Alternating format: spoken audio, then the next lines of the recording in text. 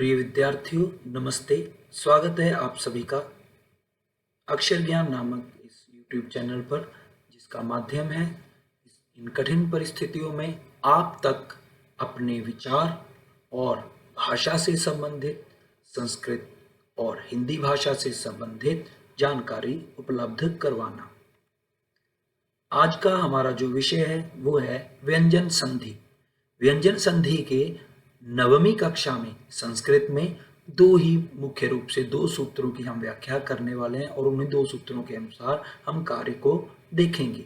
और आज के जो सूत्र हैं वो हैं झलाम जशोवंते। पहला सूत्र क्या है और पहला नियम क्या है उसके बारे में जानते हैं। पहला नियम है झलाम जशोवंते। सूत्र क्या कहता है?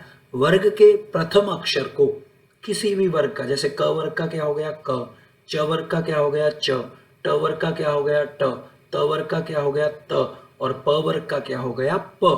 यहाँ पे लिखे हुए हैं क च ट त प को उसी वर्ग का, जैसे क वर्ग के कौन कौन से वर्ण होते हैं? क ख ग घ ङ। तो तीसरे नंबर पे क्या है? ग। तीसरे नंबर पे क्या है? ग। तो यहाँ पे क्या हो जाएगा? क को ग हो जाएगा। च का तीसरा वर्ग, च वर्ग का तीसरा वर्ण कौन सा है? च, छ और ज। तो च को क्या हो जाएगा? ज। ट वर्ग को ऐसे ही ड, त को द और प को ब हो जाते हैं। परंतु किन स्थितियों में? कोई भी स्वर हो, मतलब प्लस के बाद, प्लस से पहले पहला वर्ण होना चाहिए किसी वर्ग का, प्लस के बाद क्या होना चाहिए? प्लस के बाद होना चाहिए या तो कोई स्वर हो, नंबर एक कंडीशन है, कोई भी स्वर हो, या फिर किसी भी वर्ग का तीसरा, चौथा या पांचवा वर्ण हो। ये किसी भी वर्ग का हो सकता है। जब परिवर्तन होगा तो उसी वर्ग का तीसरा बनेगा, परंतु प्लस के बाद किसी भी वर्ग का तीसरा, चौथा, पांचवा वर्ण हो सकता है। अथवा य र ल व में से कोई वर्ण हो तो पहले वर्ण को तीसरा हो जाता है। उदाहरणों से समझने का प्रयास करते हैं। क को ग, तो क पहला है, ग उसी वर्ग का तीसरा। उदाहरण देखिए, वाक जमा ईशा। प्लस से पहले क्या है?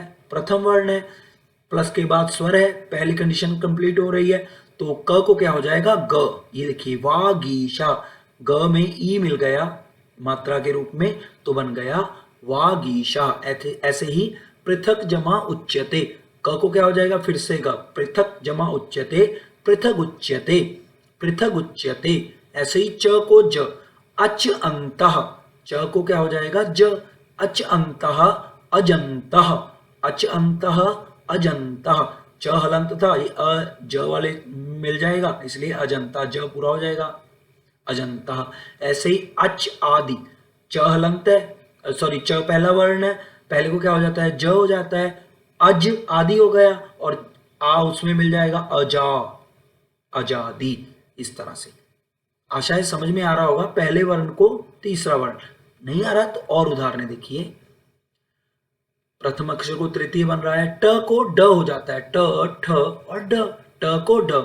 विराट जमा गायत्री, विराट जमा गायत्री, तो ट को क्या हो जाएगा? ड, ट ठ ड, सिंपल है। विराट गायत्री, विराट गायत्री। अब देखिए जो हमने ये उदाहरणें की, इन सभी उदाहरणों में क्या था? प्लस के बाद स्वर था, इसलिए वो जो भी स्वर आ रहा था वो उनमें मिलता जा रहा था। जैसे क का ग हुआ, ग में प्लस के बाद क्या है? ऊ मिल गया। ऐसे ही च में आ मिल गया, च का ज हुआ और उसमें आ मिल गया, जा बन गया। च में अ मिल गया तो ज पूरा हो गया। क में ई मिल गया तो गी बन गया, क्योंकि क का ग बना, ग के साथ ई मिल गया, वागीशा।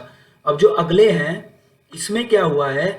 इसमें प्लस के बाद ये जो विराट गायत्री है, इसमें प्लस के बाद है व्यंजन, इसलिए इसमें कोई फर्क नहीं पड़ेगा, वो हलंती रहेगा और तीसरा वर्ण रहेगा। आगे देखिए, पाठात जमा दृश्यते, त को क्या हो जाएगा? द, पाठात दृश्यते, पाठात दृश्यते। दूरात आगच्छत, त को फिर से द। अब देखिए द के बाद क्या है? आ है तो आ मिल जाएगा, दूरादा गच्छत। उसके बाद प को ब, अप जमा जह अब्जह, अप जमा जह अब्जह। सुप अंतः सुबंतः, सुप अंतः सुबंतः। प को क्या हो गया? ब, प को क्या हो गया? ब, अब्जह और सुबंतः। ये हो गया पहला नियम जिसमें हमने करना है प्रथम वर्ण को तीसरा वर्ण बनाना। दूसरा क्या है, मोनुस्वारः, म के स्थान पे अनुस्वार आदेश होता है। मोनुस्वारः क्या कहता है ये सूत्र, यदि प्रथम पद के अंत में म आए, प्रथम पद मतलब प्लस से पहले का ये जो पद है, इसमें अंत में म हो, ठीक है, और उसके बाद कोई भी व्यंजन आए, प्लस के बाद ये य व क व ल, ये सभी क्या है व्यंजन, प्लस से पहले म हलंत हो और प्लस के बाद कोई भी व्यंजन आए तो म को अनुस्वार, अनुस्वार क्या होता है, ये बिंदी, जैसे ये बिंदी दिख रही है म के ऊपर जो कि म की ही साउंड करती है, हरि के ऊपर दिख रही है हरिम बना रही है, कार्य के ऊपर दिख रही है कार्यम बना रही है, तो म के स्थान पे ये बिंदी हो जाती है। बहुत आसान है, जैसे ग्रामम याति, म था प्लस के बाद क्या था, प्लस के बाद व्यंजन था, तो जब प्लस के बाद व्यंजन होगा तो इस व्यंजन को क्या बन जाएगी, बिंदी बन जाएगी। बिंदी अर्थात अनुस्वार चिन्ह जो कहाँ लगता है, शब्द किसी वर्ण के ऊपर, तो ग्रामम याति बन गया, ग्रामम जमा याति का क्या बन जाएगा, ग्रामम याति। हरिम वंदे, फिर से प्लस से पहले म है, प्लस के बाद व्यंजन है, तो हरिम वंदे। कार्यम करोति, सेम म है प्लस से पहले, प्लस के बाद व्यंजन है, कार्यम करोति। कर्णम वदति, कर्णम वदति, और पत्रम लिखति, पत्रम लिखति। आशा है आपको ये अच्छे से समझ आ गया होगा। इसके उदाहरणों को आपने अपनी उत्तर पुस्तिका पर लिख भी लेना है, अर्थात आप जहां भी संग्रह कर रहे हैं इन सभी चीजों का, वहां पर इसका भी संग्रह कर लेना है। धन्यवाद। नमो नमः।